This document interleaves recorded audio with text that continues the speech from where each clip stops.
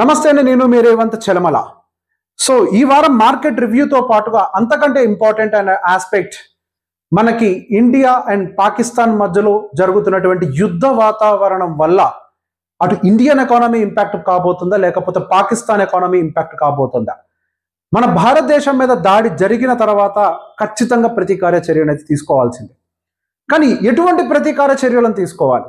ఆ ప్రతీకార చర్యని ఏదో ఒక స్ట్రైక్ చేసినట్టుగా చేస్తే సాధ్యమవుతుందా అంటే ఈసారి ఇండియా మీద అటాక్ చేసిన వెంటనే వాళ్ళు ముందుగానే ప్రిపేర్ అయిపోయారు.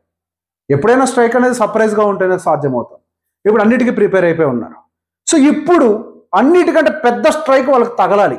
డ్యామేజ్ మనకు పెద్దగా జరగకూడదు. ఈసారి కొట్టే దెబ్బకి దేశం విలవిల్లాడిపోవాలి. ఆ దెబ్బే కొట్టింది మన India. Indus river treaty cancellation 1960 సంవత్సరాల్లో ఎస్టాబ్లిష్ అయిపోయిన తర్వాత ఎన్నో యుద్ధాలు ఇండియా అండ్ పాకిస్తాన్ మధ్యలో జరిగాయి. కానీ ఎప్పుడు కూడా ఈ ట్రీటీ క్యాన్సిల్ కాలేదు. కానీ ఇప్పుడు మొట్టమొదటిసారిగా ఇప్పుడు దీనికి సంబంధించి కంప్లీట్గా క్యాన్సిల్ అంటున్నారు. అది చెప్పిన వెంటనే పాకిస్తాన్ ప్రభుత్వం మీరు ఈ ట్రీటీని క్యాన్సిల్ చేస్తున్నారు అని అంటే మేము యుద్ధాన్ని ప్రకటించడంతో సమానంగా భావిస్తామని చెప్పారు. ఎందుకు అంటే అంత పెద్ద ఇంపాక్ట్ ఎందుకు తీసుకుంటున్నారు? ఇక్కడ మీరు ఈ మ్యాప్ని గమనించినట్లయితే ఈ రివర్ ఇండియాలో నుంచి పాకిస్తాన్లోకి ఆ రివర్ అనేది వెళ్తుంది. ఇది కేవలం ఏదో కొంత భాగాన్ని కవర్ చేయడం కాదు, దాదాపుగా పాకిస్తాన్ మొత్తం ఏరియాని కూడా కావాల్సిన వాటర్ సప్లై ఇవ్వగలిగే అంత పెద్దగా, అంటే టాప్ టు బాటమ్ మొత్తం వాటర్ సప్లైని చేయగలుగుతుంది. సో బేసిక్ ఇటువంటి ఒక రివర్కి కనుక చెక్ పడింది అని అంటే దాదాపుగా 4 కోట్ల ఎకరాల వ్యవసాయ భూమికి నీళ్లుండవు, దాదాపుగా 2.5 కోట్ల మందికి తాగడానికి నీళ్లుండవు, దాదాపుగా 25% ఆఫ్ ద హైడ్రో ఎలక్ట్రిసిటీ వాళ్ళ మీద దెబ్బపడుతుంది. ఇవన్నీ జరగటం వల్ల వాళ్ళ దగ్గర ఫుడ్ క్రైసిస్ అనేది ఏర్పడుతుంది. ఆల్రెడీ ఎకనామిక్ ఇన్స్టెబిలిటీ వల్ల సఫర్ అవుతుంది పాకిస్తాన్. ఇప్పుడు ఇది కనుక జరిగిందంటే మరింత ఇన్ఫ్లేషన్ షూట్ అవుతుంది, అన్సర్టనిటీస్ క్రియేట్ అవుతాయి.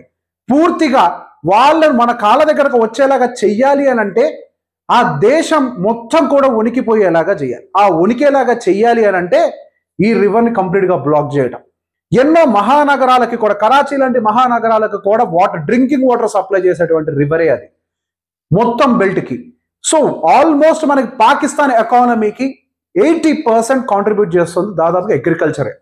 అట్లాంటి బ్యాక్ బోన్ ఉన్న అగ్రికల్చర్ ఇప్పుడు ఈ వాటర్ని ఆపేయటం వల్ల గట్టిగా దెబ్బతినే అవకాశాలు ఉన్నాయి.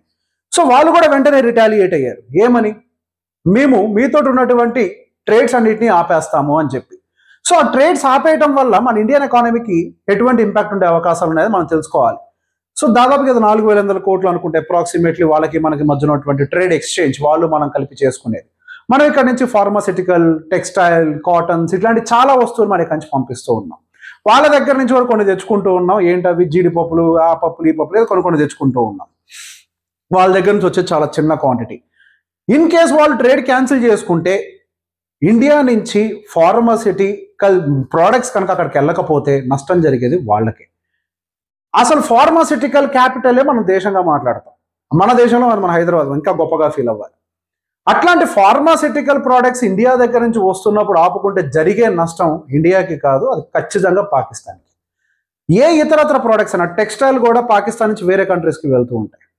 సో బేసిక్గా దాన్ని మన దగ్గర నుంచి వచ్చేటువంటి కాటన్ని వాళ్ళు ఆపేసినట్లయితే నష్టం జరిగేది కూడా మళ్ళీ వాళ్ళకి. ఇప్పుడు ఎవరైనా కానీ ఇంపోర్ట్స్ తీసుకుంటున్నారు అంటే ఒక కంట్రీకి తెచ్చుకుంటున్నారు ప్రోడక్ట్స్ని అంటే ఖచ్చితంగా ప్రైస్ ఎఫిషియన్సీ ఉంటే తెచ్చుకుంటారు. అటు లాజిస్టిక్స్ కానీ ప్రైస్ ఎఫిషియన్సీ ప్రోడక్ట్లో కానీ ఉంటే తెచ్చుకుంటారు. ఆ 2 పాయింట్స్లో మన ఇండియా ఎలిజిబుల్ అయింది కాబట్టి వాళ్ళు మన దగ్గర నుంచి కొంటున్నారు. సో వాటిల్ని కూడా వాళ్ళు ఆపేసుకుంటే కనుక అది వాళ్ళ ఎకానమీ మీద మరింత బర్డెన్ పడే అవకాశాలుగా మారుతాయి. సో ఈ ఓవరాల్ ఆస్పెక్ట్లో ఎక్కువ డ్యామేజ్ ఎవరికి జరుగుతుంది అని అంటే డెఫినెట్గా అది పాకిస్తాన్కి జరుగుతుంది. డైరెక్ట్గా యుద్ధాన్ని ప్రకటించడం దానికంటే కూడా ఈ విధమైన యుద్ధం మరింత ప్రమాదకరమైంది. అది ఒక వాటర్ బాంబ్ అని చెప్పచ్చు. మనం రెగ్యులర్గా ఒక యుద్ధాన్ని ప్రకటిస్తే నష్టం అటువైపు జరుగుద్ది, ఇటువైపు జరుగుద్ది. మన జవాన్లు కూడా మనం కోల్పోతాం. మనం ఎంతసేపటికి ఎమోషనల్గా వాళ్ళు మన మీద గన్లతో దాడి చేశారు, మనం కూడా గన్నుతోటే సమాధానం చెప్పాలని అనుకుంటాం. అది నిజమే, కొన్నిసార్లు అవతల రాయిస్తే మనం కూడా రాళ్ళు వేసరాలి. కాకపోతే ఇక్కడ ఇంకా మనం ఎంతమందిని కోల్పోవాలనే ప్రశ్న కూడా మనం వేసుకోవాలి. ఇక మీద మనం ఒక్క జవాన్ కూడా కోల్పోవాల్సిన అవసరం లేదని నేను అనుకుంటున్నాను. అది రెగ్యులర్ యుద్ధం కంటే ఈ యుద్ధం అతి ప్రమాదకరమైన యుద్ధం. భయంకరమైన నష్టం అంటే పాకిస్తాన్కి జరిగే అవకాశాలు. దీనివల్ల అన్ఎంప్లాయ్మెంట్ పెరిగిపోతుంది, వ్యవసాయం ఆగిపోతుంది, భూములన్నీ ఎండిపోతాయి, పాడైపోతాయి. ఇది కదా అతిపెద్ద యుద్ధం. వాళ్ళు మన వల్ల క్రూరత్వంతో అగ్రికల్చర్ని డ్యామేజ్ చేయాలని అనుకోవట్లేదు. మీరు కంప్లీట్గా టెర్రరిజానికి కనుక సపోర్ట్ చేయడం ఆపేస్తే మేము కంప్లీట్గా ఫిట్ అండ్ ఫైన్, అంటే మీతో మంచి రిలేషన్స్ ఎస్టాబ్లిష్ చేసుకోవడం సిద్ధంగా ఉన్నాం అని చెప్తున్నాం. కానీ వాళ్ళ దగ్గర నుంచి ఈ జీవితంలో ఆ మాట వచ్చే పరిస్థితి అయితే కనపడట్లేదు. సో ఓవరాల్గా చూసుకున్నప్పుడు సహజంగా ఇటువంటి అన్సర్టనిటీస్ ఉంటే మార్కెట్ మీద చిన్న చితక ఇంపాక్ట్స్ ఉంటాయి. కానీ మన భారతదేశం మార్కెట్ అనేది పెద్ద ఎత్తున రియాక్ట్ అవుతుందా అని అంటే అది ఖచ్చితంగా అయ్యే అవకాశాలు లేవు. సో దీనికి సంబంధించి నేను కొన్ని విషయాలు మళ్ళీ మీకు డిస్కస్ చేయాలనుకుంటాను. చార్ట్స్ అవన్నీ చూపించే ముందు ఫస్ట్ వరల్డ్ మొత్తంలో మనకి ఇప్పుడు after this India and Pakistan issue మనకి ఇంకొక పెద్ద అంశం ఏంటి అని అంటే టారిఫ్ రిలేటెడ్ ఇష్యూ. ఇదేంటో మొగుడు పిల్లల మధ్యలో ఆటలు సాగినట్టుగా సాగుతుంది. మొన్నటిదాకా ట్రంప్ వచ్చి 145 అంటాడు, తర్వాత దాన్ని 50-55కి తీసుకొచ్చాను అంటాడు. కొద్దిసేపు వెంటనే ట్రంప్ బయటకు వచ్చి నేను చైనీస్ గవర్నమెంట్ తోటి డిస్కషన్స్ జరుగుతున్నాయి, ట్రేడ్ నెగోషియేషన్ జరుగుతుంది అంటాడు. వెంటనే చైనీస్ అఫీషియల్స్ వచ్చి మాతో ఎటువంటి ట్రేడ్ నెగోషియేషన్స్ జరగట్లేదు అంటాడు. మళ్ళీ వెంటనే ట్రంప్ బయటకు వచ్చి ఇప్పుడే చైనా ప్రెసిడెంట్తో ఫోన్ మాట్లాడని అంటాడు. తూచు నువ్వు నాతో మాట్లాడలేదని ఆయన అంటాడు. ఇది ఒక బొమ్మలాటలాగా అయిపోయింది, మార్కెట్ని ఒక బొమ్మలాటలాగా తయారు చేసేసారు. సో ఫైనల్లీ ఒక అడుగైతే కిందకి దిగాడు. కాకపోతే చైనా మాత్రం చాలా గట్టిగా కూర్చుంది, నువ్వు మొత్తం ఎత్తేదాకా నేను కదలని ఇక్కడి నుంచి అని. నేను బార్గెన్ చేయడానికి సిద్ధంగా లేదు, నువ్వు మొత్తం తీసేసిన తర్వాత నేను నీతో బార్గెన్ చేస్తానని ఆయన కూర్చున్నాడు. సో డెఫినెట్గా ఇది మంచి విషయమే. ఎవరో ఒకరు గట్టిగా నుంచున్నారు, ఆయన గట్టిగా నుంచున్నాడు కాబట్టి ఇంత తగ్గుతున్నాడు. గట్టిగా నుంచోకపోతే తగ్గడం కష్టమే ఉండేదేమో, ఒక రకంగా మంచిగా జరుగుతుంది అనుకోవచ్చు. సో ఇప్పుడు ఇక మన మార్కెట్ పరిస్థితులు ఏంటి, మన మార్కెట్లు ఏ విధంగా రియాక్ట్ అయినాయి ఇప్పుడు? సో బేసిక్గా మార్కెట్స్ మనకి దాదాపుగా రీసెంట్గా అంటే మనకి మధ్యలో ఒక చిన్న బౌన్స్ వచ్చింది కదా, 22,000 టచ్ అయిన తర్వాత అక్కడి నుంచి 23,800 దాకా వెళ్ళింది. అప్పుడు చెప్పాం మనం క్లియర్గా, ఈ మార్కెట్ అంటూ రియాక్ట్ అయితే డబల్ బాటమ్ చేసి మాత్రమే రియాక్ట్ అవుతుంది, కానీ వి షేప్ రికవరీ రాదు అని చెప్పేసి. సో బేసిక్గా కొంతమంది అడుగుతున్నారు, రేవంత్ మీరు డబ్ల్యూ ప్యాటర్న్ చెప్పారు కానీ ఇక్కడ ఏంటి వి షేప్లో రికవర్ అయిపోయింది మార్కెట్ అని. డబ్ల్యూ ప్యాటర్న్ ఇక్కడ జరిగింది, కాకపోతే అది మన కంటికి కనపడలేదు, నా కంటికి కాదు మీ కంటికి కనపడలేదు. అది నేను ఇప్పుడు చూపిస్తాను మీకు ఆ డబ్ల్యూ ప్యాటర్న్ అంటే ఏంటో. ఇప్పుడు చూడండి, ఇక్కడ ఉన్నది డబ్ల్యూ ప్యాటర్న్, ఏ ప్యాటర్న్ మీరు చూసి చెప్పండి. మార్కెట్ కిందకు వచ్చి పైకి వెళ్ళి కిందకు వచ్చి పైకి వెళ్ళింది. మార్కెట్స్ అనేవి డబ్ల్యూ ప్యాటర్న్లోనే రియాక్ట్ అయ్యాయి కానీ వి ప్యాటర్న్లో రియాక్ట్ కాలేదు. సో అబ్జర్వ్ చేయలేని వాళ్ళు దాన్ని మిస్ అయ్యారు అంతే. సో ఇక నుంచి మార్కెట్ల కండిషన్స్ ఏంటి? ఈ వారం మార్కెట్లు మనకి నిఫ్టీ అయితే కేవలం ఒక 0.6% ఎంతో రియాక్షన్ ఇచ్చింది. మిడ్ క్యాప్ ఏదో 1% అనుకుంటా, స్మాల్ క్యాప్ అయితే నెగిటివ్ రిటర్న్ ఇచ్చింది. ఈ వారం అంతా కూడా మార్కెట్లో హీరోగా నిలబడ్డది మాత్రం IT segment. So IT segment పూర్తిగా నాశనం అయిపోద్ది, టారిఫ్ వల్ల అసలు పూర్తిగా పతనమయ్యేది ఐటీ అండ్ ఫార్మా అని అన్నారు. కానీ ఇప్పుడు మార్కెట్ నిలబెట్టింది ఐటీ సెగ్మెంట్. సో ఎప్పుడైనా మనం చూసేటప్పుడు one side of the coin మాత్రమే చూడకూడదు, other side of the coin కూడా చూడాలి.